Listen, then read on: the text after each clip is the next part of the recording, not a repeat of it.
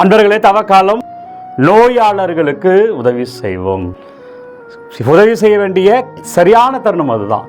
அவங்க எல்லா காரியங்களும் அவங்க செஞ்சுப்பாங்க. ஆனால் அவங்க சிக்காயிட்டாங்க, நோயில் படுத்துட்டாங்கன்னா அவங்களுக்கு கட்டாயம் உதவி தேவை. உங்கள் ஃப்ரெண்ட்ஸோ, உங்களுடைய கணவனோ மனைவியோ, உங்களுடைய அப்பா அம்மா, குறிப்பாக அப்பா அம்மாலாம் சிக்காவே தான் இருப்பாங்க. அவங்க யார்கிட்டலாம் பழகுகிறீர்களோ அவங்களுக்கு சிக்காக இருந்தாங்கன்னா, உடம்பு சரியில்லாமல் ஆயிட்டாங்கன்னா, தயவு செய்து நீங்களும் அவங்க கூப்பிட்டாமலே போய் உதவி செய்யுங்க.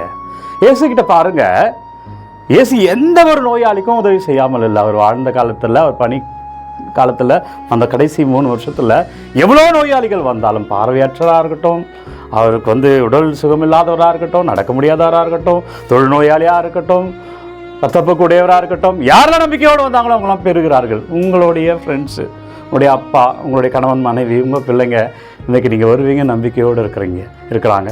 நீங்கள் ஒரு ஃபோன் பண்ணி பேசுவீங்க நம்பிக்கையோடு இருக்கிறாங்க. எனவே நம்மளால் முடிந்த ஏதாவது ஒரு உதவியை, ஃபினான்ஷியல் சப்போர்ட்டாக இருக்கலாம், அவங்களோட போய் இருக்கிறதா இருக்கலாம், ஆறுதலான வார்த்தைகளாக இருக்கலாம், உங்களுக்கு தெரிஞ்சவங்களை அனுப்பி அவங்களுக்கு உதவி செய்கிறதா இருக்கலாம்.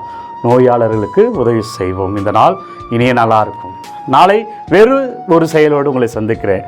God bless you. Take care.